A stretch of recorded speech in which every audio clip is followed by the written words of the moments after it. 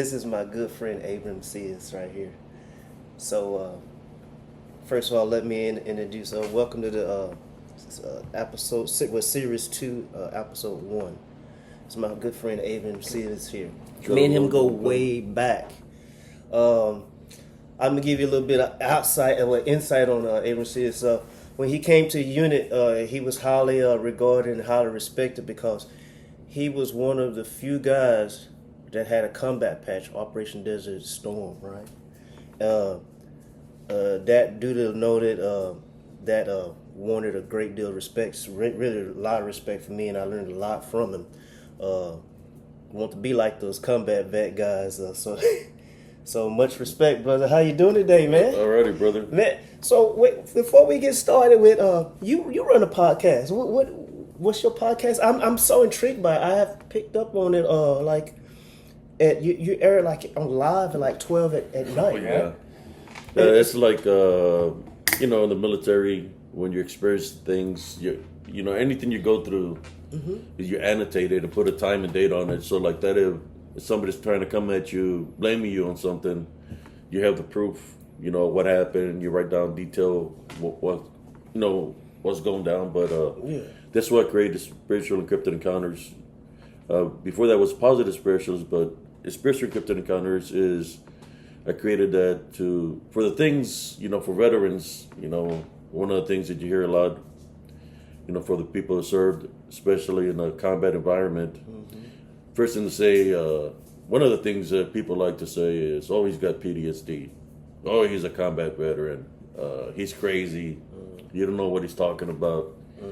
So I created Spiritual Encrypted Encounters as something like that, like a log, of the things that I was experiencing, things that you don't want to tell nobody because you don't understand them yourself. So you're trying to find an answer to what the hell is going on around you, right? And of course, they give us all kinds of meds, and which meds could have side effects. But if you're able to capture something on video of, this world is a spiritual war. It's about the balance, and so that's what your podcast is. Yes, I've captured a lot of things that I've created. The podcast Spiritual Encrypted Encounters. I have short reels of the things of the spirit, and trust me when I say this, I've seen things of the spirit when I was in the military. I just wouldn't tell nobody about it because, when you're in the Army, they expect you to be a soldier, right? But these gifts, I've been having them since I was a kid. So I would see a lot of things. I just wouldn't say nothing to nobody because I didn't want to freak anybody out. Clabber Creek, I used to see them all the time. Dark shadow figures. We're gonna get more into that. So tell me, where you from, brother? I'm originally from the Rio Grande Valley, from a small town of Raymondville, Texas. So I was raised and born. Man. What was it like growing up there? What was it like? It was bad growing up there because it's a small town. You went to high school there? I went to high school there, graduated there. But it's one of those towns that everybody in that town is kind of corrupt. Like the police force, the judges, and if you're not part of the in crowd, then they alienate you. Especially when it comes down to jobs and stuff like that. Yeah. They'll get the people in that they know inside the job, so it leaves other people hanging. But is that what drew you to come into the military? What made you come into the Army? I had yesterday was a Memorial Day. I had my godfathers that were World War I and World War II vets. Wow. What did they do in one was a tanker. I had 3 of them. One was in the infantry. His name was Pedro. The other one was name was Santiago. He was a Marine, and he was in World War II. Yeah, he had gotten hit by a blister agent. Wow. Then I had Don Benjamin. He was, I believe, in World War II also. Yeah. But he was deaf. He couldn't really hear from the. But you've met him before. Oh yeah. I grew. I was a kid. And they played a big part in. Yeah, like Don Benjamin, he had a little store, and every Sunday he'll go away from his wife drinking his German beer because he liked ordering German beer. Yeah, yeah. And he'll come drink at our house, you know, and he'll be, you know, yeah, and he'll be talking he'll about. tell you stories and stuff. stuff? Yeah. Did that sort of inspire you to come in or what? Oh, yeah, when you have people like that, you know, around you, like, and guiding you, giving you advice, it's more of, like, if they were training me when I was a kid, you know, like, my neighbor across the street, well, my godfather, Pedro, I was like 6 years old, and I was trying to make some money, and they said, "What is that little thing gonna do?" And his wife told him, "Look, how come you just don't train them like you train the soldiers?" And then he started showing me how to use a mower, how to change the oil, change the gasoline. And I was skinny, a little kid, you know, I could barely push the mower. Yeah. Then as I grew, you know, he kept on calling me to go cut his yard, and then one day he gave me a handsaw, one of those to cut the branches. So I climbed the tree. Yeah. Because you know I was real agile, and I was trying to cut a branch, and I couldn't cut it, and my skin lifted off my finger. You know. Yeah. So he coming back down the street and calmed me down, and he put some medicine and put a Band-Aid on there. Yeah. And I told him I can't. When I told him I can't, he slapped the hell out of me. Yeah. And he said, "There's no such word as I can't because you can." Yeah. So what I want you to do, he gave me a block of instructions. Aim it this ways and this angle and cut it. Tell me, when he hit you, did that raise your level of respect? Because not only did he sort of rear you, but he gave you some words of encouragement, told you to go back and do it. How did that make you feel? I always respected him, man. You know, it's like I respected him, and I was just a kid, you know. So when I went up there, I cut that branch, and I jumped from tree to tree. He had a bunch of trees, so I cut that day I cut all kinds of branches. Yeah. I cut all the branches of all the trees that were hanging. Yeah. You know, and did the work for him. He gave me motivation, encouragement. That's why when people would get in my face in the military, you know, they came at me in a disrespectful manner. You always thought about that. Well, they just didn't understand where I come from, you know, the things that I've been through, you know, because everybody's got a background. Yeah. They just don't understand how they were coming up to me about the wrong way because, you know, I was trained by people that was combat veterans. Because he had a Purple Heart, he had the medal, I mean the bullet and the shrap he got hit with. You know, from being a tanker. What was like high school life? I mean, did that you stayed with him? I mean, he was influencing your life all the way up to high school to graduation and everything. What was your high school years like? High school years, I was in track. From middle school to senior, I was in track. I was a long distance runner. Ran my sophomore, junior, and senior with varsity for long distance. So, but I had that mentality with me all my life. That mentality, and then of course, my mother was a big influence too. Tell me about your mother. She was old school, man. You know. You know, not to be mean to. I think this is what got me in trouble. Not to be mean with drill sergeants or anything like that, but we got raised. Her teachings were a lot tougher, man, than when going to basic training. Just put it that way, because. Give me an example, brother. Oh man, if you did something wrong, you won't get disciplined, man, and the discipline is pretty harsh. So that's why when I went to basic training, it's like you got this guy screaming at me and all this stuff, but man, what my mom did was a lot worse. Yeah. She had she would give me the mentality of, because I was not that big of a kid, you know, and she'd tell me when I would go to school, elementary, she's like, if somebody starts it, you finish it. Yeah. If I find out you started it, then I'm gonna get you. Yeah. So, but if they start it and you get beat up, gotta go back again. Then when you get home, you get another beating. Yeah. So there I go to school early in the morning. Somebody picks something on me, and the principal tells the teacher, "What happened?" Well, the big one started it, the little one finished it. There I go home with a stack of books. You know, back then, you know, the books because it was early in the morning, so I had to get all my homework. So I'm walking home, man, with my mom. Yeah. And my mom looks at me and she says, "Good job, son. I'm proud of you." That's crazy. That's crazy. That's the kind of influence that I had. So, when joined the military, climbed the ranks, people just don't know what I've been through, man. Yeah. Sadly, I lost my mom in man, I'm sorry to hear 1985 when I was 15 Oh man. Yeah. due to domestic violence. But the teachings they never go away because they get embedded in you, and it's a mindset. What was your dad like, man? He really wasn't too much in the picture. He wasn't supportive of anything. You knew your dad. What's your dad's name? Yeah, I knew his name, Joaquin, but he really wasn't there, man. He was. You met him before, though. Yeah. I don't have a relationship with him. He's still alive. Yeah, he's still alive, hanging in there, but I don't. He was one of those guys that it was more of. He wasn't really there for us, but he was I was messing around with women, a womanizer. Oh yeah, so, yeah. So he really wasn't there. Like I said, most of my guidance was from like my mother and You had uncles from the veterans.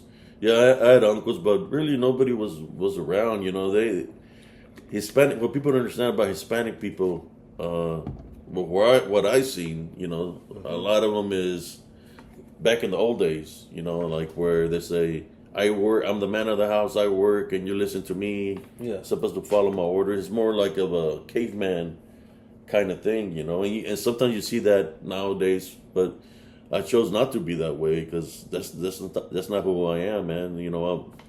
I've always had a heart, love in me, but sometimes you get tested, man. People will test that the love foundation. I call it the Heavenly Love Foundation.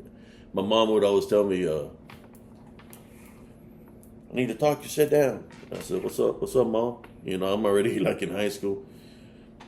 The girls, they're gonna. I'm worried about you. Out of all my children, I'm worried about you the most because what you got in here.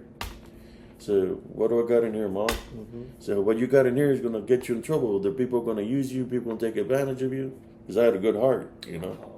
So she was trying to tell me, show me tough love, not to be that way. But Yeah. eventually in life, That's all good. we all gotta follow our own journey. Follow our heart or spirit. Sometimes, not that I wanted to be a-hole with people when somebody gave me an order that sounds stupid, but I had to follow my heart, my own intuition, even though it was going to get somebody pissed off or something. I would follow. I did a lot of that in the military, which I earned a lot of respect. Yeah. From other people that I helped. So, basic training. What was basic training like for you? I'm not going to sugarcoat nothing. Basic training to me was when you get people from all around the country, all around the different states, and it's, when we have those equal opportunity things, man. When I went to basic, it was bad because you had people that had thug-like mentality. Some were Crips, some were Bloods, some were KKK that were, being racist towards you. Yeah. Right off the bat, disrespecting you, calling you all kinds of names, since I was Hispanic. Yeah. So you witnessed a lot of that in basic training. A lot of that, and, of course, sometimes when whoever's in power, if it's a white drill sergeant, black drill sergeant, whatever the case is, they mostly protect their own kind, And back then, they would go like this. Yo. Their own kind, right? Yeah. Because of color. In which I had to get in a lot of fights in basic training. You fought a lot in basic? Oh yeah, man! I had to fight. I fought four people in the shower, butt naked, man. What? Why were you? What was the problem with that? Because the drill sergeant didn't like me, and he put a hit on me. That's how fucked up it was. Excuse my language. That's all good. This is. And you went to Fort Knox, right? Fort Knox, Kentucky, in Disney Barracks. Wow. Do you remember your basic training company? Yeah, Bravo 213. Wow, I was in Alpha 213. Drill Sergeant Norman. I remember you, buddy. Drill Sergeant Norman? His name was U.S.Army Norman. Oh, wow. What year was this? It was 1985. Just put it this way. So I was asleep. I was asleep in my bed. And I wasn't messing up. I wasn't doing nothing to nobody. I was, just doing just going through the system, right? Yeah. I woke up. There's this guy punching me in the face. What? He punched me in the face. I get up. I could take a punch, man. And I hit that dude. He went flying and hit the wall. Yeah. His name was, what was his last? It was a tall black guy. He always claimed to be Crip. So as I'm fixing to beat the crap out of him, that drill sergeant Norman comes turns on the light. What's going on here? So I figured he's the one that put him up to do that, So then we had the big fight in the shower point. I fought. It was two black guys, a white and a Hispanic guy. Believe it or not, it was a Hispanic guy named Duarte that's trying to be white. Wow. So I got in a fight with 4 people. So you've been fighting. Yeah. All my life, all your life. All my life, yeah, and it was bad, man. What about basic training was a fight, and I got in a fight with a drill sergeant too. And basic, when you do the hand combat. Yeah, I had flipped the dude, and you know how you land, you're supposed to land a certain way. Yeah. When I heard the footsteps, but they didn't know that I knew things. They didn't know I trained, I knew martial arts, and I just hear the footsteps, and it's a drill sergeant that didn't like me, Norman. Yeah. See his boots, and he takes a full kick towards my face, trying to kick me in the jaw. I block the shot, pull his ass down, and get on him. Next thing you know, I'm surrounded by all this drill sergeants. So yeah, they had it in for me, man. And back then, basic training in 85 was a little bit more harder. You guys were more contact. I was in 89. 89, there's more contact, wasn't it? Yeah, there was another one that hit me with we did open ranks, and it hit me with a freaking big old a tree branch on my cavalier. God dang. Yeah, they had it out for me. And you know what was this about that? If somebody had a problem with me, they say, hey, let's handle business. But when you do that kind of shit like that, that's not no respect. Even if you're wearing a freaking drill sergeant badge, that's showing me that you're lesser than a man. Because if you want to do something, I was game. If somebody wanted to fight me, I would have fought them. But doing that kind of shit is some shady shit. And I will see a lot of that in the Army. Wow. I will see a lot of that, not just in basic, but that should follow me to my. What was your first duty station? My first duty station was in Erlangen, Germany. Ferris Barracks. What was that like? Like I said, I seen everybody get the orders to go everywhere. I remember you telling me about that, and they say that you were held over. I was held back for about 2 weeks or 3 weeks. I don't know how long. By the time they got me orders, and all that time, and everybody else was already gone. Everybody else was already gone. So at that time frame, so what did they have you doing for those 2 weeks? Just really nothing, man. Nothing. Just stagnant. So I was like, I didn't trust nobody. And I said, man, they're gonna try to do something, so I got to be ready, right? Mm-hmm. So they finally got my orders, and I said I was going to Germany. Well, I believe that this drill sergeants. It's kind of like a little brotherhood that they got going on with these patches and shit. Little clicks. Yeah. Mm-hmm. They follow where they sent me to in Germany. My platoon sergeant was an ex-drill sergeant. And he probably knew that. You think he knew the other guy? Yeah, he knew him. And so when you got to that platoon, it was the same old crap. It was worse, man. I didn't even have an Article 15, and they were treating me like if I had an Article 15. For about 2 months. The first 2 months in that duty station, all I was doing is KP. For 2 months. I wasn't even doing my job as a tanker or nothing. Wow, they just kept sending you to KP. From 5:30 in the morning till 6:30. Did that ever stop me actually start doing your job as a tanker? When did it stop? Well, there were things. They never continued to want to. Things happened when I was doing that. Imagine working from 5:30 in the morning on your feet till 6:30. You're already tired, right? Mm-hmm. So I'm walking out of the dining facility. Yeah. towards the billets. As I'm getting towards the front door of the billets, there's a drill sergeant waiting for me. It's not even my platoon sergeant. It's another drill sergeant, because in that company it was nothing but drill sergeants that were platoon sergeants. So he's like, "Hey, don't take off your top yet. You're not your day is not over yet. Mm-hmm. So come with me over here to the side of the billets." So I go to the side of the billets, and there's like a basketball thing, and then you got HEC right across, because those billets are very long. Mm-hmm. They're like, "Take off your video top." So I take off my video top.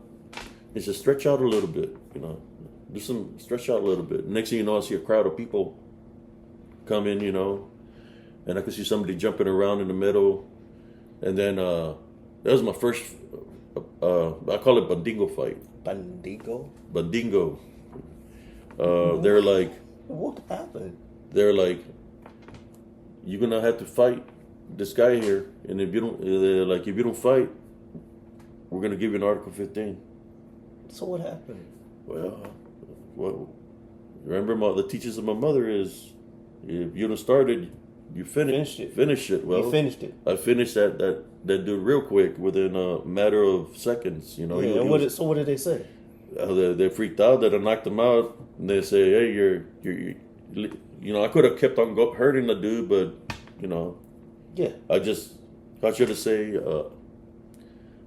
I eliminated the target." Like neutralized it. They show you that in basic training, the threats, right? Yeah. Who goes there, and this. So I defeated that guy. This happened within a 2-month time frame. Every day. This is how unfair this fights were, man. That I would do KP all day. Then you had to fight. Then I had to fight every day. Did you start getting used to this? Huh? Did you start getting used to it? Well, there was nobody that you can reach out to let know what was going on. No, because they were all. What about the higher chain of command? The first sergeant. They were all affiliated, man. They were all affiliated. The first sergeant really didn't know what was going on because he had heart issues. What about the lieutenants? Anything like that? They will tell me if I say anything to anybody that something's going to happen to me and all this stuff. Some of these people they say they claim to be Black Panthers and stuff like that. So you dealt with a lot of extreme prejudice and sort of racism in the military. Yeah, and it's shocking to me that you're talking about how, and this was in the 80s, right? Yeah, and I was only a freaking, this is my first duty station, man. You're talking about these guys saying they were Black Panthers, KKKs, yeah, Bloods, Crips, and stuff. My platoon sergeant, after 40 fights going undefeated, he would tell me, "How come you just don't let somebody beat you up? That's all we want, somebody to beat you up." I said, "Well, they want to beat me up. They got to earn it. Yeah, you got to get it. You got to get it. Yeah, you got to get it, bro. Yeah, you got to get it. It's not no easy win over here." He was always trying to find somebody to. And one time, I'm not racist or nothing like that, but there was one day he was trying to give me an Article 15. And after just trying to give me an article just for the hell of it, and told me to sign a piece of paper, and I said no. And I grabbed it and I tore it up, and I told him, "I'm not going to work for you. Send me somewhere else." And he got mad, and he said, "You know what the problem is?" I said, and I'm just there and says that I hate your kind. So, this was a white drill sergeant? No, black drill sergeant. He was a white platoon sergeant, but he had a drill sergeant badge. No, he was a white. African American. Yeah, but he had the drill sergeant badge, so he was a prior drill sergeant, and he told me, "I hate your kind. I hate wetbacks." That's how he told me straight up. I hate wetbacks. That's. Yeah, I didn't. It's like, man, if I say anything wrong to this guy, you're gonna get me in trouble. But I say I didn't give a shit anymore, and I said, "You know what? I hate Snickers." That's what I said. Yeah. He said, "What'd you say?" I said, "I hate Snickers." Mm-hmm. I said it the nice way. That's how good of a good heart I had. He's like, "What do you mean?" I said, "Well, figure it out. You're the drill sergeant." Yeah. I said, "You're the one with the brains. Figure out what I'm trying to say to you." Yeah, man. But honestly, I didn't hate nobody. It's just I hated what they were doing, like getting me all these fights and all this.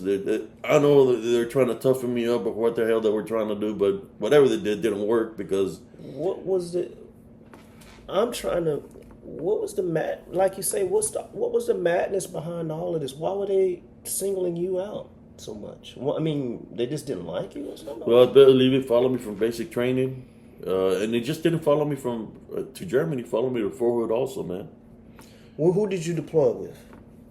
I deployed with 135 Armor. So basically, this is what they told me after I went undefeated 40 fights. Mm-hmm. We got orders to go overseas. So, Operation Desert Storm. This is what they told me. Watch your back. We're coming for you. So in Desert Storm. So did you go with that platoon or you went with another? Yeah, I went with a platoon. And what was your position on the tank? I was a driver on the tank. Okay. So when I'm out there, I'm watching my back even in the rear before we get our tanks because they say they're coming for me. For not letting anybody beat me up. And then I got to watch for the enemy when I'm out there in combat. So how did you feel? I feel like a lone wolf, man. Like you didn't have any friends in any of these platoon? The platoon that you were in? Did you have any friends? I didn't trust nobody, man, anymore. At that time frame, you know how people talk about. But you wasn't like that when you came to my unit. Me and you were friends. Yeah, but I said then I didn't. In Germany, I didn't really trust nobody. When you came to us, you were E5. Was it hard for you to get your rank and move up? Yeah, it was very hard. No, when I came to you, I wasn't. They wasn't promoting me or nothing, man. They didn't. You was E5, right? Just when I got it followed me to. No, I became E5 with y'all. You came to us as a specialist, I believe. Not even. No. I was like a PFC, man. A PFC. No. Yeah. So this is what they did. This is how dirty they did me.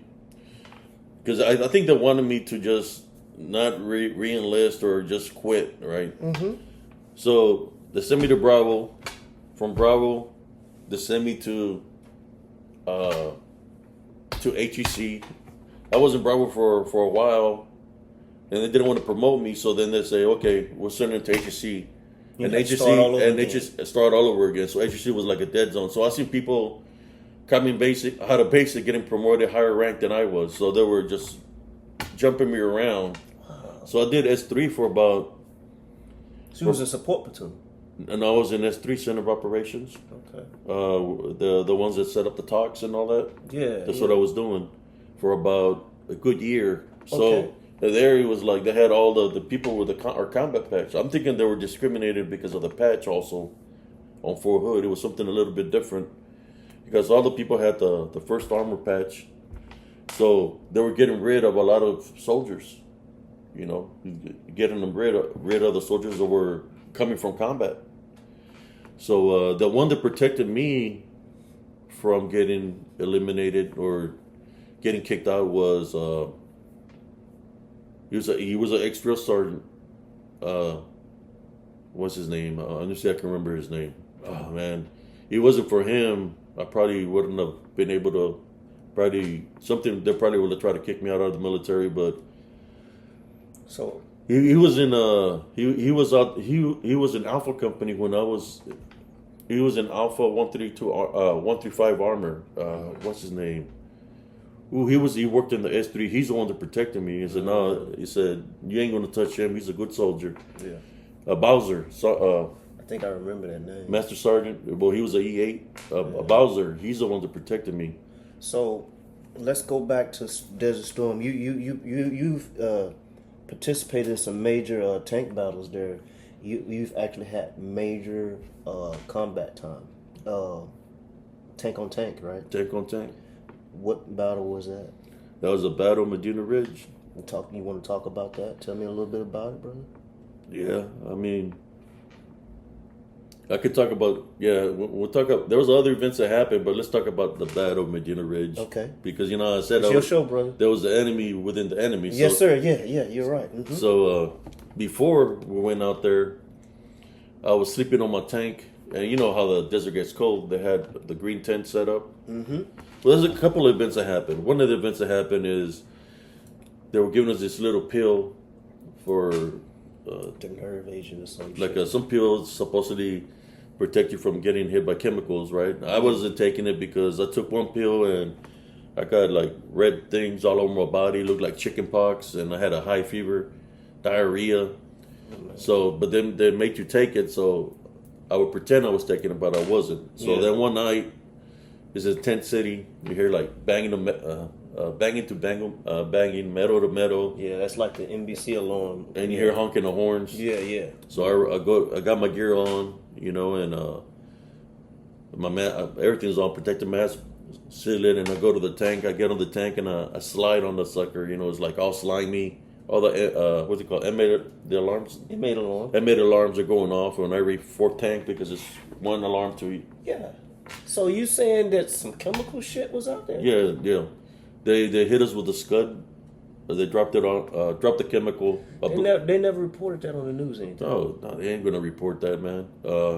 So I did 2 M25 kit on. So when you slid on the tank, it was slimy. So I did a 2 M256 kits, and dabbed it on the goo, and both of them were tested positive for blood agent. So as I see my company commander coming without a protective mask, my first sergeant coming without a protective mask, and I tell them, hey, you need to put on gear. There's blood agent over here. Mm-hmm. And they were like, well, that's why we've been taking the pill, so we can be protected from that. You still need that mask and all that. And I didn't want to. I said, well, I was trying to walk back to the tent, because I knew that I got exposed to it. Yeah. And they're like, you need to take up your mask. And I said, no, I'm good. I said, no. And then the company commander came here, and I showed them the M256 kit that there was blood agent. Yeah. So they grabbed me and they took my mask off of me, and why would they do? It just doesn't. Why would these people? It's just they're doing a job and they're following orders. To me, it's like they tell them this pills is going to protect you from this, blah blah blah. But after that incident, that happened, I went back and I did contaminated my face, but I got exposed to it, Were you getting sick? They sent us to a decontamination site the following day, and I was there butt naked all day for 24 hours in the middle of the sun. They wouldn't give us no water or nothing, man. It just makes me. It seems like this army that you're talking about, brother, is like these people just don't care what's going on. This is our United States Army? United States Army, man. People in the United States Army. Do you think it was the people that was in control, in charge? And do you think that the higher-ups knew what was going on or what? Well, I believe sometimes people follow suit, what they're shown, what they're taught, and that's what they're doing is following suit what was taught to them, basically following orders. So they were just following the orders, and if they didn't follow the orders and something might happen to them, I would assume, but after that, we went across the desert. You crossed over on the tank? Yeah. What was that like? Were you scared? We went to a different location after Tent City, and we set up another camp over there. We set up a camp there, and we're at this camp. It was cold as hell. Like I said, I didn't trust nobody because they were coming for me. And I was sleeping on my tank, with all my cold wet weather gear, but it was cold as hell, right? And then I hear somebody bang on the tank. It was 2 sergeants, African American. They told me, "Hey, come over to the cot, to the tent. We got a cot there set up for you." So they said we got the heater going on. It's real nice and warm. That night it was cold as hell out there, So so you went up there. I said, "Come on." So I said, "Okay."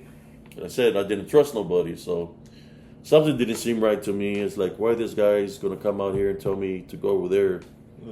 So something didn't seem right. So what I did is I got my shelter half, set it over the cot, put my sleeping bag on top, and filled it up with all my dirty clothes. And I put the foam underneath the cot, and that's what went underneath. I went underneath where the shelter half was hanging, so people didn't know I was down there. And the only thing they could see is the illusion of somebody being in the sleeping bag. And I did that because I didn't trust them. I felt something wasn't right. I followed my instinct. So as I'm laying down, I'm not asleep. I'm just feeling the warmth of the heat. I hear somebody running in the tent where there's other soldiers sleeping there. And I just hear, and I'm underneath the cot. and I seen the blades. You know the Stabbing you. The M16 had the bayonets. Yeah, they were stabbing you. Yeah, they were stabbing your. My sleeping bag up on top like it was me in there. They were stabbing the crap out of it, right? So I mean, they were going crazy. Like you could hear the, Like, what did you do? Well, I'm underneath and I waited, and when I heard them running, I looked who it was. It was the same two guys that invited you. They invited me in. You know, there were there were NCOs. I'd have racked them up inside the head with my M16. So, I was just like, okay, I know who they are. So the following day, I waited for the sun to rise, and I took my sleeping bag and my cot full of holes to my company commander, and I told him, look, this is what happened yesterday, and I was telling him the story. Then those guys came and told him that I was a dangerous person, that I was lying and all this stuff. So the company commander, since they were higher rank, kind of side. His name was Captain Kivinor at the time. Mm-hmm. He's like, look, we're in a combat environment. I'm giving you a direct order to give me your weapon.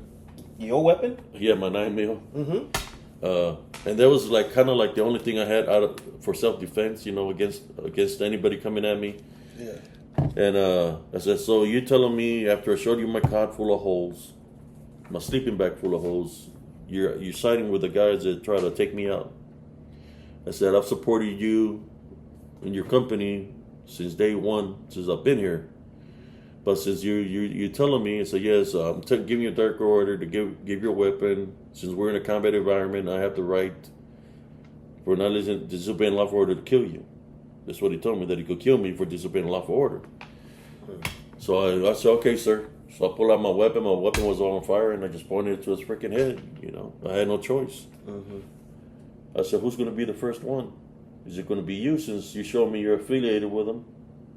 So you're gonna be the first one, sir? And I pointed the gun right at his temple area. Mm-hmm.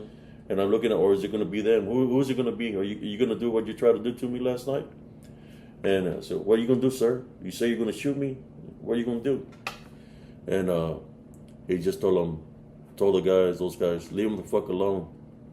And then I told them, you tell them, from now on, sir, I'm making this promise to you. If they get even 4 feet away from me, their ass is grass. Mm-hmm. Because of what they tried to do to me. Yeah, I don't blame you. And he just turned around and walked away, and I kept my weapon, and there was no Article 15 or nothing, because they knew what they were doing. They were in cahoots. And so, after that, did no one mess with you? They left you alone, basically? Yeah, they kind of stayed away from me. They're like, oh, this dude is not playing around, I mean, what am I supposed to do, And I still got to go fight the enemy. Yeah. So then we get in our tanks, and we go on the mission across the desert and stuff, doing training all the way to the destination of where we're going to be. We pass Anaconda, where they had all those field mines. I had witnessed, before I even seen combat, I had witnessed some people die. That's weird, Before combat? Before combat, yeah. Was these other tankers? Yeah. When we were taking the tanks on the railhead to Bremerhaven, was getting near Bremerhaven, there was another train parked there, with some Bradleys on top. Yeah. As we're getting there, I seen there was snow, because it was in December time frame, and there was a current that jumped from one line to the other, and it started going down the line. There was a soldier on top of the Bradley, and the wires over there on top are live. He was wearing his POW cap. You're supposed to be wearing your Kevlar on. So the current hit him on top of the head. Yeah. He flew off the Bradley. So we hit the thing so the conductor could stop the train. Yeah. We got off off the train, and there's 4 carts or 5 carts away from where the body is. I thought that the train had run over his head, because you couldn't see his head. When we get there, he's just trembling. Wow. Mm-hmm. So I check his pulse. Mm-hmm. He's got a pulse. I check if he's breathing. He's breathing, and I said, it's going to be okay. So I started looking for the entry wound was on top of the head, and I was trying to find the exit wound on the chest. He had the dog tags with the black rubber thing around it. That was melted on his chest. Oh, man. When I'm going like this on his BDUs, they're crumbling like burnt newspaper. There's like it's falling off his body. So he got burned severely, right? That current, electrocuted. Yeah, falling all the way down. His videos are falling off of him because they're burnt. And I get to the, you know how you put the dog tag on your boot. Mm-hmm. I think it was the left boot. They put the dog tags just in case you die in combat. They could be able to identify you. Mm-hmm. Well, that's where the exit. It came out through his leg? Through his foot, the current.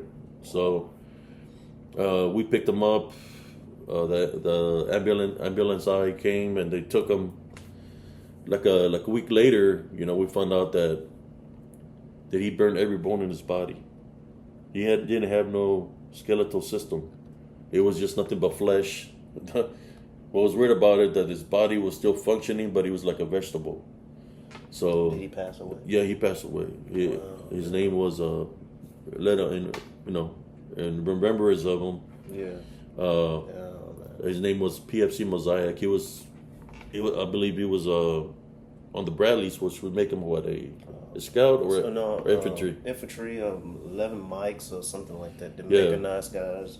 That's mechanized infantry guys. That's the first time I seen, you know, somebody die was there, and then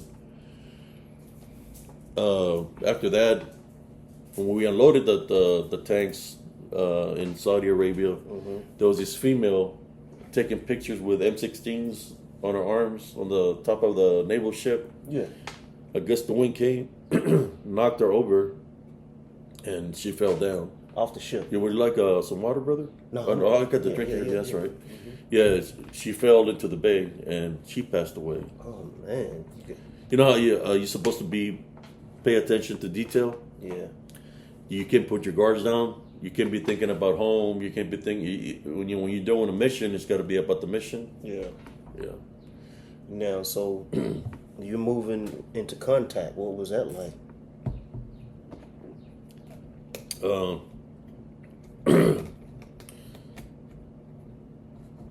We crossed the desert, we crossed the obstacle. You know, I remember when they were trying to hit us with some nerve agents. You could see them landing around us, but we kept on going forward. You know, we're around all those burning oil wells before that, but as we're going to the Battle of Medina Ridge, we stopped. We had stopped, and we're all like in a.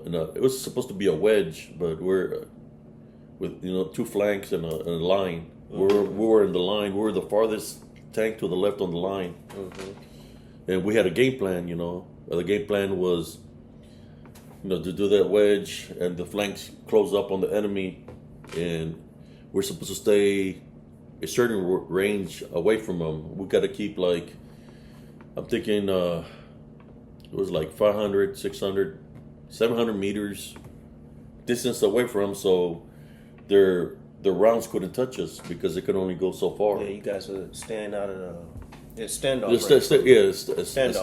Stay out of their range. Yeah. So that was the game plan, and our tanks could shoot further and touch them. They couldn't touch us, but we could touch them. I heard about that from other people that I've talked to. They said that the T-55s or 72s you guys were up against, when they shot at you guys, the rounds would fall short because you guys stayed out of the range. Stayed out of the range. Yeah. So we were going like that. My gunner was one of the first ones to spot a tank out there. The one he shot was 3,300 meters, somewhere around there. Yeah. It was a defilade tank where half of tankers, half of it is dug in. For the audience don't know what that defilade. So what he's talking about, so the tank has a two-tier fighting position. Two-tier fighting position is we dig a hole for this tank. This tank sits in here. When it comes up, it only shows its turret, the little round part with the gun on it. And he's shooting, so that's what he's saying. He's seen the tank was in a duffel, they coming up shooting. So it's very hard to hit something like that, especially on the move. My gunner, his name was Corporal Pont. Mm-hmm. He was from the Virgin Islands. He was good, man. Yeah, he was a good gunner. He shot that sucker, man. And it was weird. We had to identify and get permission. Mm-hmm. I was in a lieutenant's tank, so I could hear all the conversations happening over the net, and yeah. we had dated. They got permission, hired to shoot, he shot it and he blew the turd. He blew the turd off of it, man. And it was like the first. We shot like 2 tanks before everybody started shooting because I guess we could see them. Then everybody started IDing the tanks, and we just took them off. But before that happened, we're in the line, right, sitting there, and some people were shaving, and some people were using the restroom. Some people were eating before even we went into the battle. We didn't know it was going to happen, but as we were doing this, we got hit. I don't know if it was an underground obstacle or artillery. All I know is it was a wall like around 50 to 60 foot high, like a grid, nothing but white powder, man. I don't know if it was an underground obstacle or artillery. I'm thinking it was artillery because maybe they dropped smoke on y'all. No, it wasn't smoke. It was a wall. Yeah, it like blew up. Like it was nothing but white powder behind us. And when I seen that, I put on my mask, hit the tank, and jumped in my. You gotta act fast. It was I believe it was artillery or underground obstacle that blew behind us. It's kind of like they knew we were there. I'm thinking if it would have been like 50, it was close, man, to hitting us. Like 50, 60 more feet behind us. It would have been behind, like 50. It would have blown right underneath us. Wow, man. So that was blown up, and that's when we started going forward, and they started IDing them. And now we're gonna we're covering your combat and all that stuff, but we're gonna go back because most people don't understand what you are and what your calling is, and you're gonna explain and tell them the other side of what you're seeing in the combat zones. So, like I said, man, this is a great story, and this is your story. Yeah, I'll take off my hat so people can see that I'm a person. I just speak in truth. That's all I got. When you get to my age or been through what we've been through, you speak in truth. There's no need to bullshit nobody. And of course, you can bullshit anybody that served. So I'm just saying my story. How it happened. Yeah, and so you survived Desert Storm and everything, and what was next for you? Oh, yeah, you want me to go in detail of Desert Storm? This is your story. You want it. This is you. Go ahead. Give me some more, brother. Give me some more. I went in some things out there besides. Well, I don't. Well, so what? Let's stick on the combat. Yeah. But we're gonna come back to that's what I'm saying. We're gonna talk about what you're doing now and how it's gonna relate to coming back to it. Okay. Yeah. This is gonna be the beauty of it. It's gonna get them. So, you finished the combat tours, and can we move forward to when you came before Hood when I met you? Yeah. So, I met you. You say you seen me at reception. Yeah. Okay. But I remember when you came to the unit, and brother, I can remember you as I think you was E5. No, brother. Or were you a specialist? I might have been a specialist. Because when we went to Camp Shelby, you was in charge of us. You remember when we had that PC that was out there? There was a communications. You were in charge of us. You remember how we was making a fire out there? Yeah. But when the helicopter come, we would quickly put it out. And I remember. Well, by then I was already NCO. Yeah. Yeah. Camp Shelby. So how was coming to Hood? Was the unit a little bit better than what you? Because I remember you was the only one who punched Sergeant Major Caterina in the arm. He said, "Give some," and you punched him in the arm. But he punched you back or something like that. How did that go?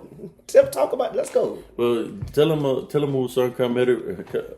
He was a big guy, man. Yeah. So Sergeant Major Caterina was hardcore. We called him like Arnold Schwarzenegger, right? He was that big because remember when you go in his office. They had that airbrush of Arnold Schwarzenegger body, but his face on. That's how big this guy was. He'd be like, yeah, he was a big guy. Yeah, he'd be like, blood and guts. And I remember you punched him. So he said, "Give me some." He was doing room inspections or something like that. Yeah. And you was walking him through, and he was talking to you, and he liked you. And he said, "Sergeant Sias, give me some." And when you punched him, because you had the same combat patch as him or something. Same combat patch. Yeah, and everybody was like. he was going like, "Give me some," and going like that. You know, I didn't know that he was saying, "Give me some dap." Yeah. You know, I'm Hispanic. You know, my English is not all that well. You know, so he said, "Give me some." I said, "All right." Boom, slapped him. He trembled a little bit. It's like, "Oh, you want to do like that? I like that." And like, boom, I remember. it hit me in the arm, Hey. and my whole body trembled. It was strong. I remember. He was like, "That's what I'm talking about." Yeah. The whole chain of command was ours. They were like, I was just like a private. And I was like, Everybody was talking about that, man. Yeah. Everybody was in shock that I hit the sergeant major in the arm. I mean, you know, man, hardcore, man. You know, I mean, shit. We kicked some ass out there. The front line defeated not just the Medina Republican Guard, defeated other guards that were behind them, like 3. I just can't remember their names, but our front line stood strong. Yeah. So I mean, fuck. yeah. Getting this dab shit. I don't know about no dab. I don't know about no rainbow colors or nothing like that. You know. Just, I remember you were on Norman Brooks's tank. Yeah. You was his gunner. What? Oh, you want to go? Go. It's your. What you want to talk about? Is your assignment to Hood? Because I've had some extensive time with you there. I remember when we went to the. Was that you that was almost in that rollover? Yeah, I remember that. Go ahead, it's your story, brother. Take from where you want to talk about, bro. Yeah, we were in NTC. Well, I had already been in an accident with Sergeant DeBlois. It was Sergeant DeBlois. What was the guy that was leaving, the black guy? They used to be Sergeant DeBlois' gunner. Turner. What Was his name Turner? Sergeant Turner. And then there was a guy with a red hair that was gonna leave. Well, I did have an accident there. Was out in Fort Worth, California. I was a loader, and I was facing to the rear. The only thing I heard was hold, but that was it. I said hold, and I'm facing to the rear, looking. You know, you're supposed to look for aircraft. You know, I had the 240, and I just heard. By the time I heard hold, it's too late. We went into a wadi. Yeah, I remember. I got dropped into a wadi, and I flew out of the tank. I grabbed the handles, and then when I came back down, the hand almost went into my gut, and I hit the breech, and I was knocked out. That's all I remember. The medics got lost for about. That's the only thing that stopped you guys from going over was a gun tube went into the ground. Oh well, this is different. This is before that. Okay. So they airmatic me to the hospital there, and you know my eyes were just dilated, just blinking. I had a blow to the head, and after that, you know, I couldn't. They kept me doing something else. Lynch kept on doing like cleaning weapons or something. You was with who? I was with a Sergeant DeBlois tank. But that's when I got the blow to the head, you know, in which I'll explain what happened later on. But with Sergeant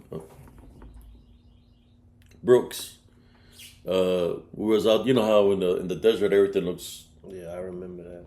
At nighttime it looks the same. I remember that. And we was driving, and man, this is weird because I was a gunner, and I always follow my spirit, man. And my spirit told me, turn the turret to the left. So I turned the turret to the left, and I could hear Norman say, "What are you doing?" And when I turned the turret to the left, that's when our tank went. And we're stuck where Norman is sitting on the. I mean, Sergeant Brooks is sitting on the wall. I'm sitting on the breech. The driver is Roman, and he's holding onto the brakes. And Brooks tried to jump out, and I grabbed his ass and pulled him back in there. So you're not supposed to do that. Hold on to something. Yeah. You know, that's what they train us. Yeah, you don't jump out of rollover. You don't jump out of a tank because that's a lot of weight. This it's gonna flip and it's gonna crush you. You know. So as we're there, and this is true story. As we're there, something happens. You know, we're already contacting it. You know, Brooks called us because we were pulling back by section. Robinson and everybody. Mm-hmm. We're calling we're in a situation. Yeah. When that's happening, I say they're telling us they're going to try to get to us before we even make contact with them. Right? Something happened. You know, for those that are tankers here, we're out there in the middle of nowhere. We don't know what's going on. You know, we're sideways, and then you hear a woman crying out there. And Roman, he was just a private, man. He was a private. He was like, Sarge, do you hear that? What is that? And he was scared, you know, because he sold onto the brakes. Yeah. I told him to put on the parking brake and stuff like that. And you hear a woman crying around the tank. And she goes crying and starts crying in front of the driver, so where he's at, you know. And he's like, she's over here. What the? He's like, I said, stay calm. It's just your imagination. But I'm hearing it too, you know. I'm hearing this woman crying around the tank, which could be death, you know. And I said, I start going into prayer, you know. Start praying, and I just tell everybody stay calm. Everything will be okay. Trying to keep everybody. Everybody else seen this too? Well, yeah, they're listening to it. Norman heard it. Roman, I can't remember who trying to remember who my loader was. I can't remember. Who the loader was, but they're all hearing it. Yeah.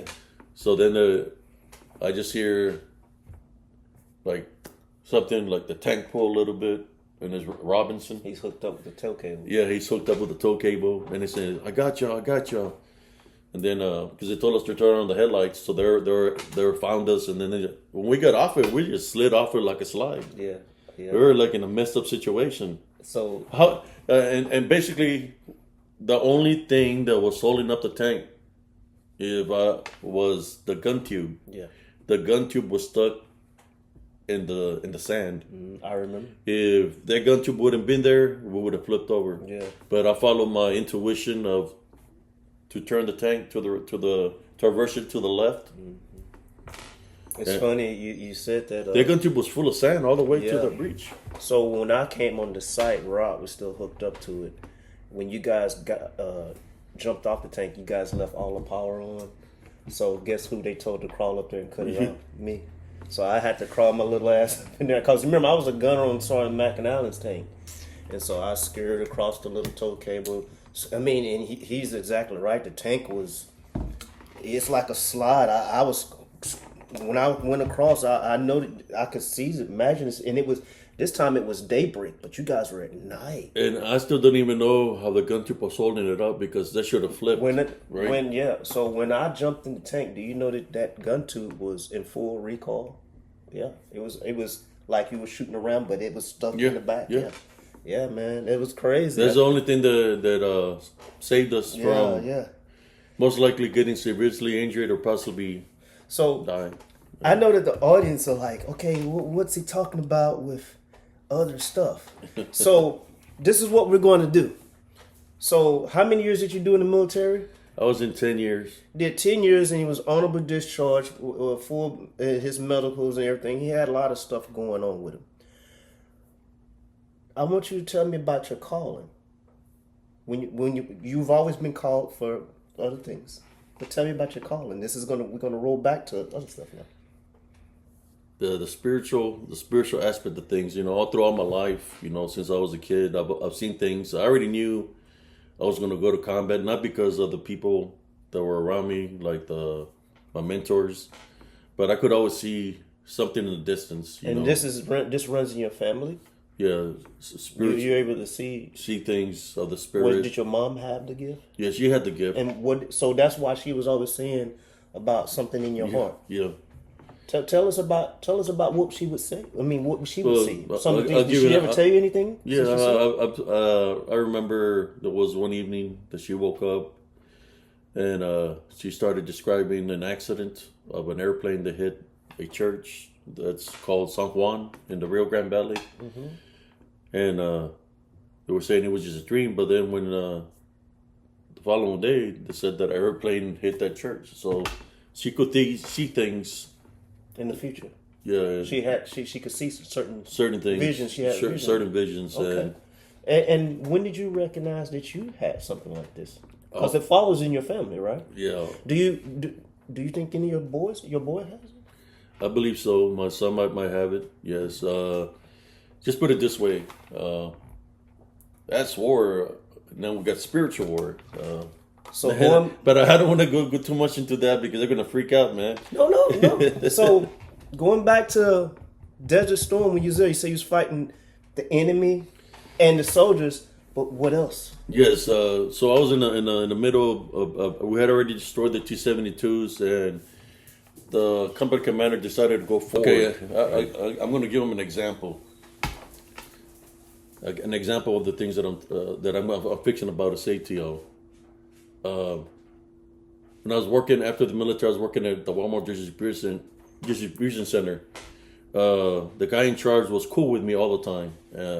He's always had a smile, would tell me have a blessed day. But this day, he's looking at me real mean. He's being mean to me, cussing at me, and I'm like, man, what have I done to him? Yeah. So I'm looking and spiritually, and then I see something. I see something shifting in his face and stuff. And what did you see? And seeing an unclean spirit, what they call an unclean spirit, or people might call him a demon, shift in his face. So I looked at it, and I said, God bless you. When I said God bless you, the unclean spirit left his body, right? And he became normal. And he said, hey, God bless you, buddy. But he didn't know that he had the negative attachment on him. So getting to that, let's go to the battle. I can go in detail.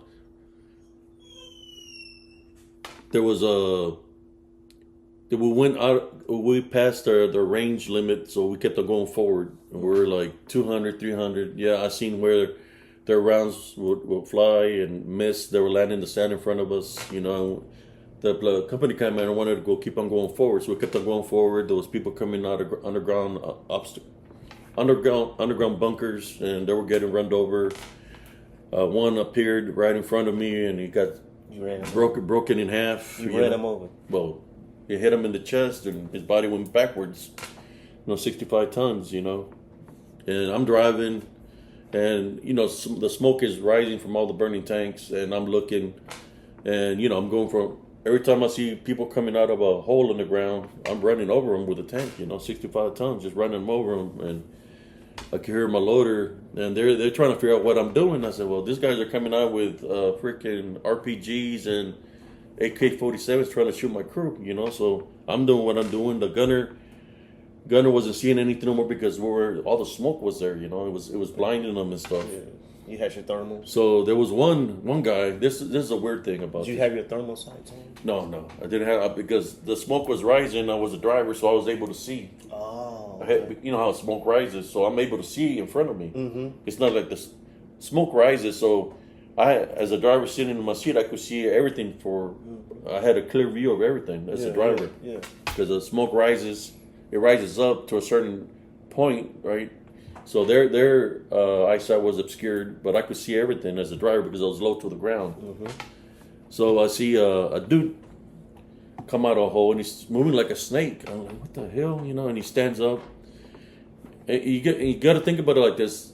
A tank in the sand is not going to be going 25, 30 miles an hour. At that time, the tank with sand in the filters, right, and the V-packs, is going to go like. You'll be happy if it goes 5-6 miles an hour. And you're heavier too. At that time there was no wands or nothing like that. You had to bang out. So your filters were getting clogged. They were being clogged. Mm-hmm. So how you doing? How you doing? We're doing a little podcast. You're good, brother. How you doing, Corey? I'm good. It's Corey. Nice to meet you. Yeah, yes, ma'am. T-shirts, right? Yes, ma'am. All right. Stop. Shh. Hush. There you go. Sorry about that. That's okay, bro. So, I see this guy come out of there, and what was weird about him is his eyes that stood out the most to me. He had like yellowish eyes, like a yellow glow in his eyes, and he's looking at me. And this guy, he jumps like 10, 15 feet and lands on my front slope. And I'm like, what the hell, well, how did this guy jump 10, 15 feet? And he's landing on the front slope, standing almost on the tank, right? I'm in the driver's hole. Yeah. And he's got an AK-47. He's got a smile on his face, and I could see his yellow eyes like glowing at me. You know, a certain glow in the yellow eyes. I was like, and then looks up at the crew, and he's got this wicked smile on his face. You know, we had the 9mm on holsters on the chest. Yeah. So when he looks up and he starts picking up the AK, I open up my driver's sash. You know, when I open up my driver's sash, I say, "Hey." He looks down, and one shot, one kill, you know, because my weapon was already ready to go. Mm-hmm. Shot him right in the... What do you think that was? Well, all I know is I shot him in the forehead. He fell off the tank. Yeah. When I was shooting at, when I opened the hatch, all the other people that were coming out of the holes, they were shooting at me. There was bullets ricocheting from the front slope to the turret, but I could see all the bullets flying around, you know, like the red stuff all around me, but none of the bullets hit me. Yeah. I was able to go back inside the hatch to close it up. Yeah. So I was like trying to figure out what the hell's going on, you know, and as I'm looking, I'm seeing people, the Republican Guard, some of them have white flags. They're standing and they're trying to give up. You know, they have white flags, which means surrender, right? Mm-hmm. So I'm looking at this, and I see the smoke rising, but then I see something in the air that's just standing there, and I'm like, what the hell is that, you know? It looks like smoke. And as I'm looking, I see that whatever it is, it looks black like smoke, but it's not smoke. You know, that's where it comes spiritual warfare. I believe it was the Djinn. What is a Djinn?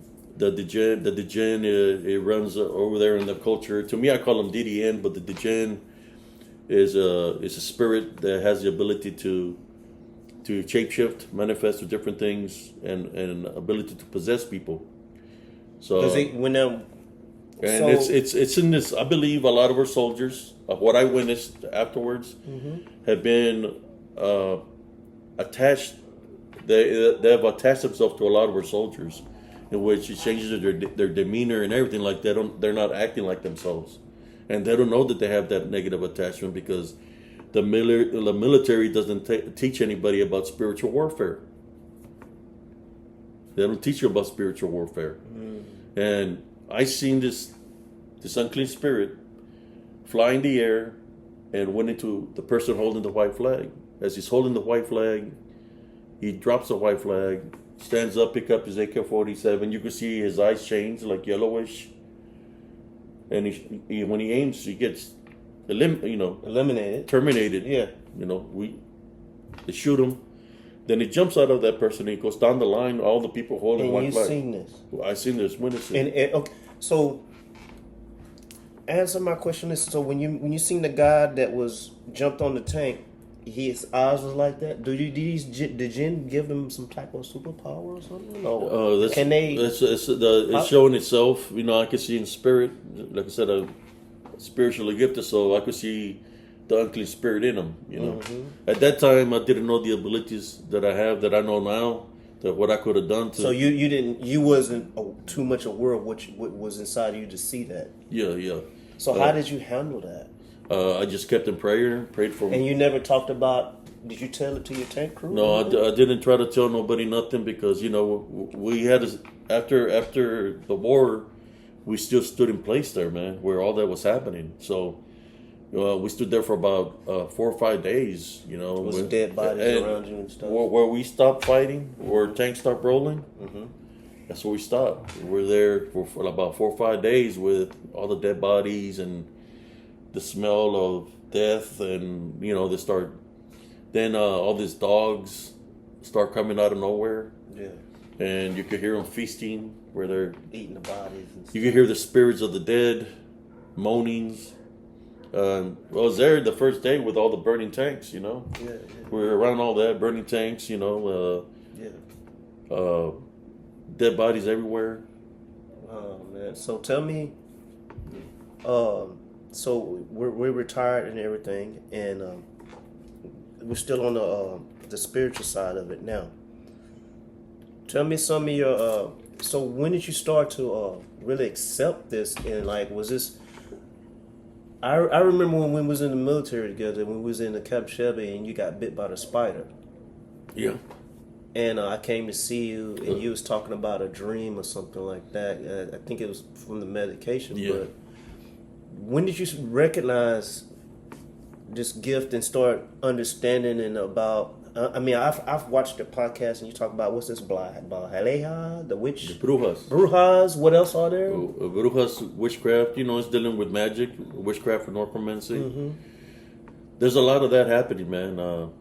Believe it or not, there's a lot of that happening even in the military. They're infiltrating our ranks. What are the goals? What's the goals, brother? Well, they're only interested in one thing: collecting souls.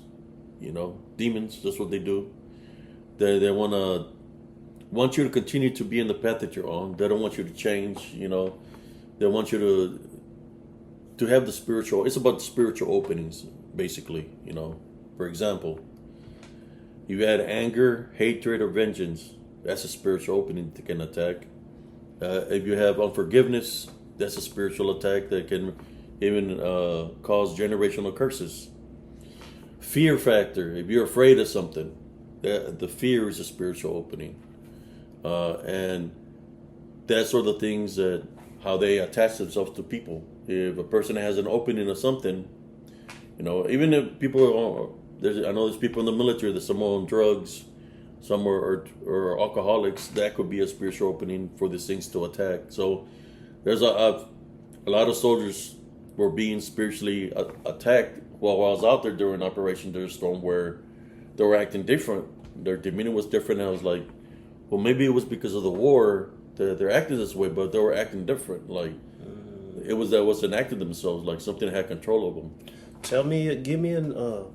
I really love this. This is like I say, this is very interesting stuff. Could you give me an encounter that you had with, like, in the military? Oh yeah. Besides the war, now give me a number. I had we was in at the Casey Bowl, or was it the Dust Bowl, and I wasn't supposed to be out there because they had diagnosed me with epilepsy from the blow to the head that I got in with with the blowies in NTC. But Sergeant Major Kennedy still sent me out there. He didn't like me. Yeah, but that's okay. I believe he had an unclean spirit negative attachment on him, honestly. But they sent me out there, and I'm out there, and I had an episode happen to me because, vibrations of the tank, the thermals. That's why they pulled me off the tanks. I couldn't do that job no more. Mm-hmm. So, because of the epilepsy. So I had an episode happen to me. They found me on the ground flapping, and they took me to the medics. So I'm at the medics, and they said that the chaplain in the Fort Hood is coming to visit me. So I'm sitting in the tent. Yeah. They said that the chaplain in the Fort Hood is there. He comes directly towards me, and he stands in front of me, and he looks at me, and he says, "Do you believe in demonic possession?" And I'm looking at him like, why is he asking me this, Mm-hmm. So he asked me, are you believe in demonic possession? Do you believe in demonic? And I said, I've heard of things like that.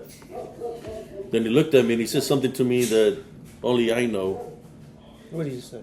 He said to me, has your grandfather ever been demonically possessed? And when he said that, he laughed. He said a smile, and then I said, well, as far as I know something happened, but I don't remember. And then he looked at me and said, hey, let's pray. So he grabbed my hands, and I grabbed his hands, and he's saying something I don't understand. He's not saying the Our Father. He's not talking in English. You know how in the military they say there's only one language that wants you to speak. It's English, so people can understand what you're saying. Yeah. So this chaplain is saying something I don't understand what he's saying. So I start saying the Our Father. Mm-hmm. I start praying the Our Father, and he starts trying to pull away from me when I'm saying the Our Father.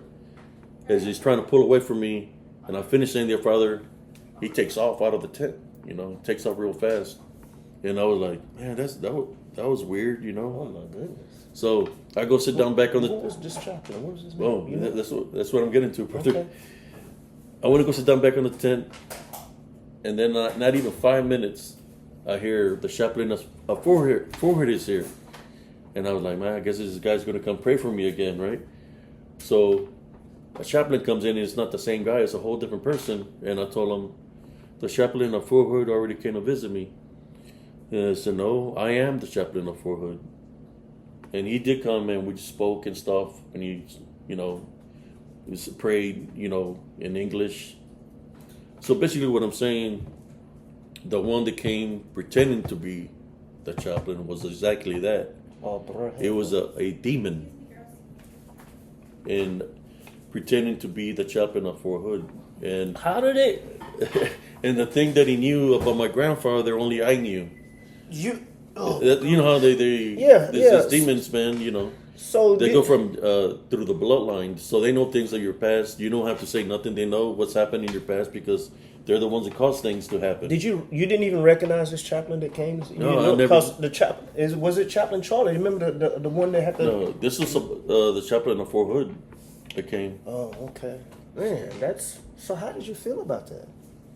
Well, I have the story just to say about it, so people could be aware that if somebody comes to you and tell you something that only you know, then you should already know at that time that what you're facing or whatever's in front of you is not what it seems to be.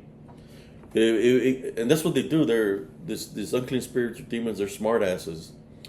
They'll say something only you know. And does it have to be? I mean, I'm just asking a question. The reason they say that they do those things is because they have to identify themselves to us. But does it have to be Those in spiritual- order? As It far as doesn't- they don't have to say, okay, your grandfather was X, Y, Z, or they can say your grandfather was Z. Yeah, they can say something only you know.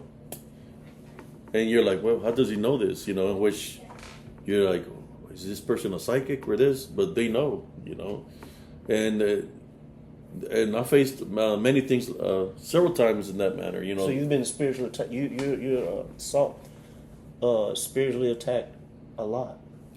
Yeah. In the military, I just wouldn't say nothing to nobody.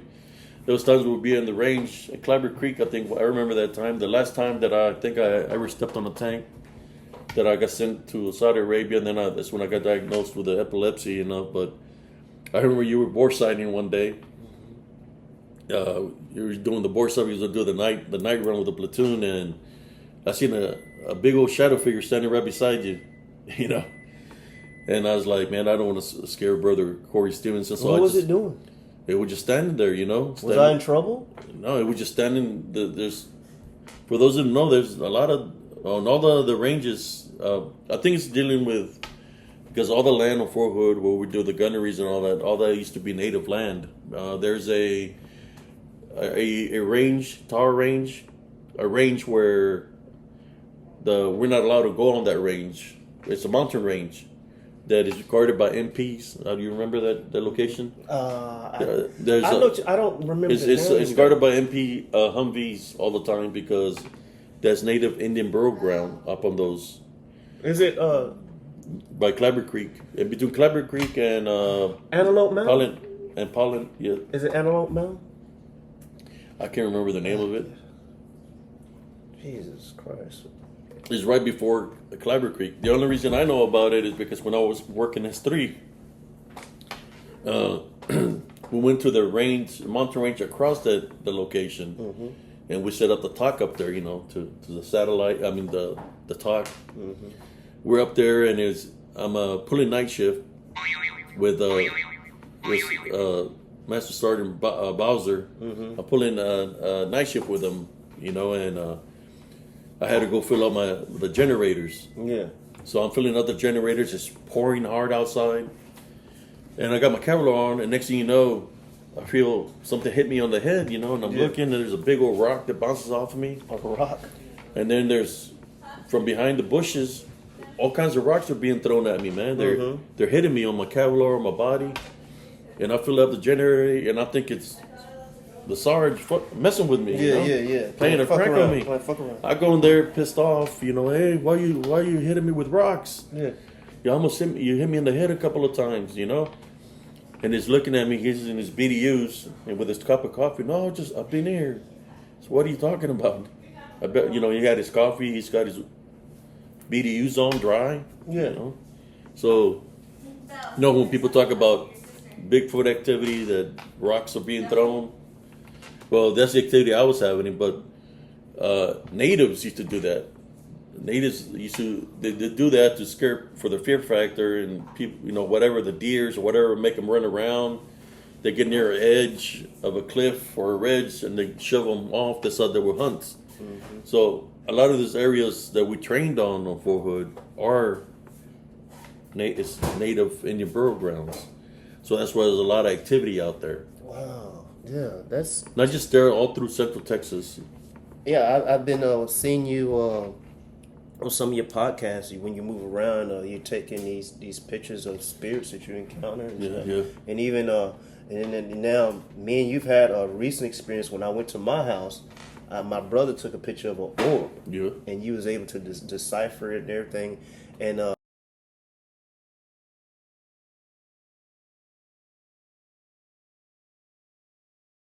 I used to see the dark shadow figures in all the ranges we trained in Fort Hood. Not just there, in the billets too. In the billets. Yeah. And so, what did you think these dark shadow shadows are from the Indian burial grounds and stuff? Possibly shapeshifter skinwalkers. Wow. Shapeshifter skinwalkers. You think the Army needs to be more aware of this stuff? How would you? Yeah, they need to be more aware of this stuff. I believe we've lost. How would you have if they were to come online or aware of this? What you think the Army should do? Make a separate MOS or something, someone that can understand it better and identify it and tell us what to do? Well, the military is only interested in the mission, and they're only interested on accomplishing the mission. Doesn't matter what happens to people, because we're expendable. But yeah, they should be more aware of spiritual warfare, because a lot of the ranks are being deceived by this unseen spiritual war. Which, golly, look what happened. We went from a hardcore army to a rainbow army. How is that going to happen? Not to be. That's a mastermind behind that too. Yeah. It's all dealing with the same thing. What I'm speaking about. Yeah. That's what they do. They infiltrate. So the opening is there. Even if you're, that's your preference or whatever. That's one thing about me when I was in the military.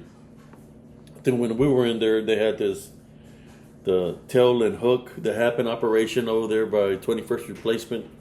They had like little shop where they would change tires, and there was a restroom out there, and a lot of high-ranking people got busted for homosexual activity back in the early 90s. Yeah, I remember that. So it went from that, and and I think that's an opening right there by itself. I'll be honest. Maybe Sodom and Gomorrah. And I just leave it at that, because I know there's people that are married. See stuff every day. Yeah. But it's still a spiritual opening that can affect. What can we do? What can we do to guard against stuff like that, brother? Man, you gotta watch your Q's and your P's. Just like because we all ain't perfect, bro. Yeah. It's kind of like me. Look when I was in my situation when I was out there in Operations Storm. I had to look out for the enemy within and the enemy that I was gonna face, plus the enemy I was already fighting, which was the unseen. So I had 3 enemies. So you really have to be on your toes and be aware of your surroundings. I know some of you might understand what I'm talking about, but check out Spiritual Encrypted Encounters. I have short reels of these things that exist. I got some that move like that. They move with the elements, in which they move real fast. That you don't even know they're there. That, like I said, they have the ability to. If you have an spiritual opening, that can go through you, drain your energy. You're not going to feel well, or they can attack. It cause a lot of sicknesses and stuff. Yeah, sicknesses. It make you sick, and it could. I'm just asking these questions. Yeah. And if nobody's going by the measures, I say, okay, let's pray for this person, or let's cleanse this room, place some spiritual harmony crosses in their doorways. People live in the billets, or people that go back home to their families. If they don't do these things, the attachment is on them, and it can affect not just them but their family also. It runs havoc. It's infiltrating. So when people say, "Oh, the Army's creating a super soldier," the Russian Hitler created no, that was already created a long time ago. Yeah. When the washers slept with the woman that created the Nephilim. So those are the things that you're witnessing is really a disembodied, which means spirit, Nephilim. That's why they're real tall. So that's why I annotated everything and captured everything so I can show my proof, of the things that I captured. Mm-hmm. They don't want me speaking about this. And you've even been on Discovery Channel's TV show of what was that show? It was called This Woods Are Haunted. Yeah, season 3. And they came and documented you. Mm-hmm. So that just goes to show you the level of your credibility. And I know from experience and just being to know you that you speak from the truth and your intentions are always great and good. Yeah. You know what I'm saying? I know you. We've been knowing each other for a long time, and there's never been any malice or anything like, from what I've ever experienced. I always try to keep people motivated when I was in the Army. Yeah, you orale, you like. I could see everybody depressed and have like, a good time. Orale! Yeah. I'll be saying, I'll dance on top of the tank. Yeah. I try to keep people motivated. That's what I love. Like I tell everybody, I say, man, my whole military experience, I've had met great and wonderful people. So wrapping up today, brother. And I still have a lot more, but no, I mean, give me another encounter then. What else you want to add into it? Encounter like you want a military or spiritual? Give me spiritual military. Something spiritual military. that was always there that maybe we just didn't see. I didn't see or something. Shoot me one. Well, I have several stories, but do you remember? Let me see. Okay, I'll give you one. When it comes to payday in the military and you're living in the billets, there's always them billet women that come and visit the soldiers because they want that money. That money. Yeah. And I'm saying it nicely. Well, I was asleep in my room because I had my own room, and it was like around 3 a.m, and I could hear little kids running up my stairs. They would come to my door and bang on my door. And I was like, what the hell, So I opened the door, like, what do y'all want, And there's nobody there. So this was happening for about a week, where at the same time frame, I hear kids running around, they come banging on my door, but there's nobody there. So I said, okay, I'm going to leave the lamp on, and I'm going to wait. So this time as I'm waiting, sitting by the desk, by the billets I'm talking about at the quad. Yeah. Right across me, you could hear the little kids laughing out of a room. I was like, what the hell, So I go downstairs, go all the way around the billets. To look for these little kids. And I'm banging on the door, boom, boom, boom, because, I'm trying to tell the billets woman that's bringing her kids, to handle the business. Why are you leaving your kids unattended to be doing the dirties with whoever, right? Yeah. So I'm banging on the door, nobody's opening. Then the guy next to it opens the door, and he said, hey, can I help you? I said, I need to talk to the guy from this room because, he's been bringing a girl over here, and the kid's been running loose, come banging on my door. And he's like, nobody's living there. That room is empty. Yeah. I'm like, what the hell? So I go all the way back and like scratching my hand, like, what's going on? They said the room is empty. So I said, screw it. I shut off the light and I go lay down. I'm asleep on the bunk bed, Well, on the bed, I remember how the beds were. Yeah. I'm sleeping on the bed, and it's like I'm in between sleep, and being awake. I'm not fully asleep, and I see it, this demon-like thing standing. What I forgot to do is do the sign of the cross, or I forgot. That's the things that they don't teach us. I forgot to say, because I didn't know what was going on, right? So he was standing in front of my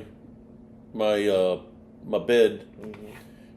It looked like he had a cape, but I don't think it was a cape. I think it was the wings, like a demon. And he was standing in front of my bed. He was pretty tall. I would say like 7-8 foot tall, and he's looking down at me.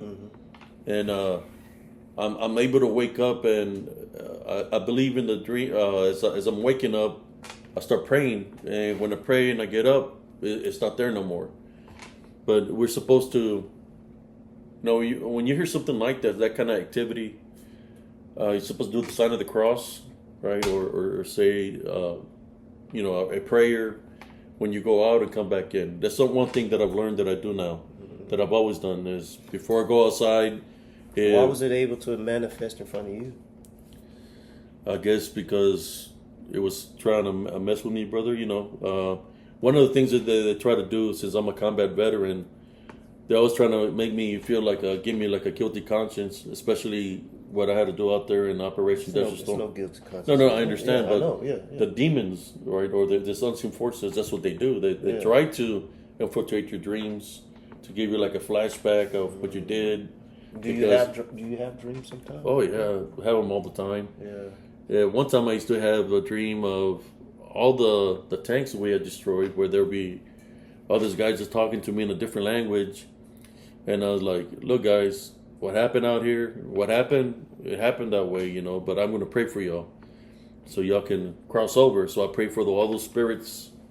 Wow. And that dream stopped. That's good stuff, man. What are your intentions moving forward with your podcast? What's the goal of your podcast? It's called what's the Spiritual Encrypted Encounters. Spiritual Encrypted Encounters on YouTube.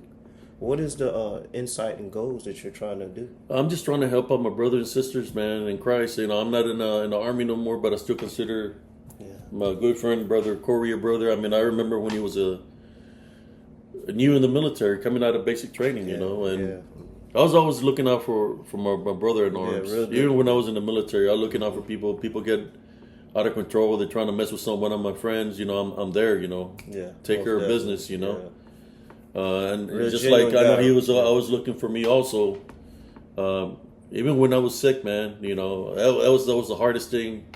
I came to see you when you got bit by a spider. Yeah, I remember that we was in Camp Shelby, man, and we had some times, man. So the podcast is I also to make people aware of what's going on around them, and like I think it's some important things that you said here is that we see stuff, but we just don't know how to identify. Like we might see a shadow. Yeah, there's shadows and we need to pay attention to it. Yeah. What is the main thing is, what is a shadow doing in my house? When you see a shadow like that move in your house, say, hey, welcome here. Leave. You got to take authority over it, because if you don't take authority over it, then it can cause chaos and havoc in your house. That's what they do. They infiltrate that way. They try to mess with your children. Pay attention to your children. Yeah. If they're telling you that they're seeing something in the room or something's waking them up, pay attention, man, and do something about it. Because you're the head of the household, and you have to take authority over it and command it to leave. Tell it to leave, that it's not welcome there. Right. There's many ways that they can find a way in. Cool, man. Damn. But I've seen a lot of people that had negative attachments in the military.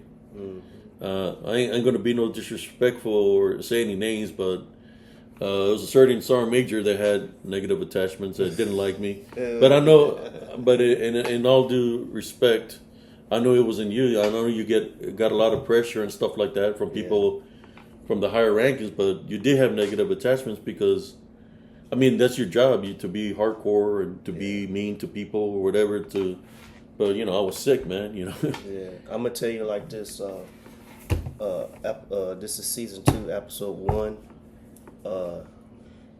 I really believe that this is gonna raise a lot of eyebrows, and people gonna be contacting you. I got another one before we go, brother. Yes. This sergeant major didn't like me. He said there was a phone call. Sergeant First Class White. Chester White. Chester White. Mm-hmm. They had a phone call about I think the soldiers had barely come back from Bosnia. Was it Bosnia? Where y'all gone? Yeah, with the Bosnia. And there was an incident. Ed got a phone call that a soldier tried to commit suicide. Right. So I remember this. I didn't know who they were talking about. I remember walking the quad by the mess hall, and there was this guy talking to himself, and he's looking like he's talking to somebody, but he had no earpiece or nothing, so he's talking to himself. And then so the sergeant major, I ain't gonna say his name, but he told me that he was gonna put me on the night shift to guard him, and if something happened to him, then he was gonna blame it on me. That I was gonna take the rap for whatever. If something happened to him physically, that he was gonna blame on me. He was gonna take my rank. That's what he said. Yeah. So I went to the fifth ward in Darnell Hospital, and I'm out there, and as soon as I got in there, man, you could see these shadow figures roaming around in the hallways, going into the rooms. They're just all over. All over the place. Because of that guy? They was after that guy? Well, because normally when somebody is being spiritually afflicted, that's how I was able to see them, right? So they're roaming around, and there's a lot of people besides that guy in there, Yeah. So I get there, and it's the same guy that I've seen talking to himself, I'm going to say his name. Yeah. Out of respect, I may rest in peace. But you know how we're supposed to do to our chain of command, which was him. I told Sergeant Major, I think you need to get the chaplain or somebody that does exorcisms, because I believe he's being demonically attacked. That's what I see. That's what I've seen, what I've witnessed since I've been pulling guard at nighttime. Mm-hmm. He like, Sergeant Sias, I don't believe in that shit. I said, fuck him. So I don't believe in that shit. I said, I'm gonna kick him out of the military. We're gonna chapter him out of the military. The Sergeant Major, I said, if something happens to him, you're the one that's in power right now. I'm just telling you what I see. Yeah. I said, it's your job to take care of the soldier. Give him the right help that he needs. He's like, fuck that. So I'm just gonna chapter him out of the military. And he's like, get the F out of my face. Wow. So what happened is, he did chapter him out of the military, like he said he was, because he was a man of his word, Sergeant Major. But within the first week that he got chaptered out, took his life. Wow, man. So that just goes to show you. That's why I said, may he rest in peace. What this goes to show you that... I think he was like, when that happened, he was like 26, 27 when he took his life. So... Or maybe younger than us. I think he was younger than us. Yeah. So what I want to say, I think the message behind this is if you're a senior leader and someone like Sergeant Sias is telling you what his observation is, I believe that you shouldn't be so stuck on that you see everything as in black and white. Like Sergeant Sias says, there is a spiritual realm that's around it, and you have to believe it. Everyone believes in something. And it doesn't hurt to say, I know if it was me, when I was first on, if a private came in and told me something, I listened, I'm like, well, maybe let's try that. All right, I'd been like, all right, Sergeant Sias, that's what you see, that's your observation? Why don't you go get a chaplain and bring him up in there, and let's see what happened. It couldn't have done nobody no harm. You know what I'm saying? It can only do good. So I think the story behind that is, as leaders, we need to pay attention to people, because there's another Sergeant Sias in the military just like you that's seeing some stuff like that, and is probably trying to do this, that they're not being paying attention. So higher ups, chain of command, there's a lot of soldiers, brothers and sisters, because when I left the military, my friend's daughter was dating a soldier. He was in the new Iraqi war. He was acting weird when he came. We went went out there one time. When he came back, he was acting weird. He was acting strange, like he had a negative attachment on him. Then one day he showed up at my house, man, with a loaded shotgun. Showed up at my house, and he said, "Are you afraid to die?" And I told him, if I looked at him, he had the loaded shotgun. He loaded it up right in front of me. "So you're afraid to die?" I said, "No, because Jesus Christ is with me." And it's like, and then I told him, "If you're going to do something, just do it." And then he just looked at me and he laughed, right? And turned away, because I was maintaining my love foundation. I think what he wanted to do is, whatever was in him, because he had a negative attachment from, which I call it the jinn, from out there. that he was trying to get me to anger or do something in that way because of spiritual opening. But I didn't do nothing to the guy. Yeah. And I was like, man, I wish I could talk to his chain of command to tell him what he's doing. And I was worried about my friend's daughter. Yeah. You know? But yeah, that guy, he sure had a negative attachment. I've seen a lot of soldiers come back with negative attachments from there. I helped out a couple get rid of the negative attachments, go cleanse their home, and stuff like that. Yeah, but I believe it was me stuff to put them in my mom's house. It was the Muslim world it's called the jinn or the jinn. That's why a lot of soldiers are coming back with that. I could keep on going. So what we're gonna do, brother?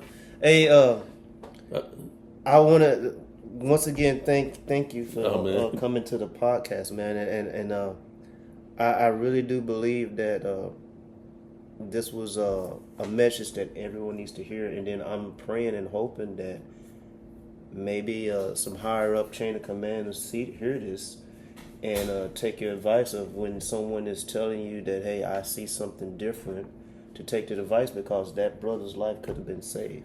But when we live in the village, brother, you remember correctly, there were soldiers committing suicide. Oh yeah. But we found out what was causing that. It was the lead in the paint in the walls, and there was asbestos also. The people were they didn't clean that all that stuff now. So those were some of the things that was causing things to happen. But you just gotta be. It's gotta be aware of your spiritually aware. Alert of your surroundings, and if you're seeing something or you experience something, and you're gonna think people are gonna see you differently, annotate it, man. Keep a record of it, record, or EVP, or record something you might see, and see if it pops up on your phone. So you could have the evidence that if you're seeing things popping up on your phone that are around you because you've seen, or then it's because it's something there spiritually. Yeah. Well, brother, I really appreciate you coming on the show. And I've enjoyed my time with you, man, and you're more than welcome to any time to come to my house. Man, we can go on for hours. Yeah, this is very, very interesting. I can talk about a lot of topics. It's just for other people that cross with me in a bad way, I never had nothing against anybody, man. Even the people that I overcame and defeated in mutual combat. True professional. I made them all my friends afterwards. I'll go up to them and say, hey, man, what happened there? Don't worry. You don't have to worry about me coming after you or nothing like that. I'd rather have you as a friend than an enemy. So we would shake hands and they would become our friends. And that's the way it's supposed to be. It's supposed to be, you got my back, I got your back. And he's exactly right. So from when I look, the man that I know sitting right here, he's always been like that. He was never a mean guy, always in a good mood, genuine concern to care about how I'm doing and he took care of his soldiers too. That's what we're supposed to do. Yeah, and it just so happens that lead by example and train our soldiers to be able to survive. It so happens that he sees other stuff on the spiritual realm that we just don't see, and sometimes it behooves us to pay attention to what he's saying and stuff like that. So this is my time. I've interviewed with Abe Sias. This is going to go down in history as a historical. And I got to get you on my show, Brother Corey. I got other stories that happened when I went back to 95 back to the desert. We're gonna do that. With Norman, with what's the name, Keith, and Brady. We're gonna have to do that, brother. We're gonna have to do that. But I appreciate you for having me on, brother. Man, I know you're a busy man. I appreciate you. And thank you.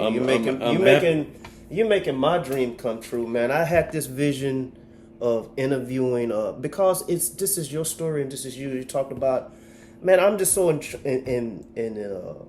blown away by the level of adversity that you have. You've been fighting all this time in the military, but you're still here, and you don't have no malice. You're not mad at anybody, and I think that's a great moral story for everyone to say, hey, forgiveness. If you don't have forgiveness, like you said, you don't have forgiveness. Stuff can attach to you. That's where generational curses come from, man. People get sick, they're attached. And you're still going right now. I'm still going, even though sometimes when I go to the system, that's a different story. VA system. I have to be careful, brothers and sisters. Read the medicines that you're taking. Watch out for the side effects. Especially if the side effect is suicidal. You need a medicine in your system that's going to cause suicidal thoughts. There's always other medicines that don't have that side effect. Yeah. So be careful with the medicines that are prescribed to you. That's another thing that I would say to the veterans. And if anybody feels that they're alone, that nobody's there for you, well, I'm here. Even though I might not know you. Look him up. If you ever want to talk, man, Abe Sias through Messenger, hit me up.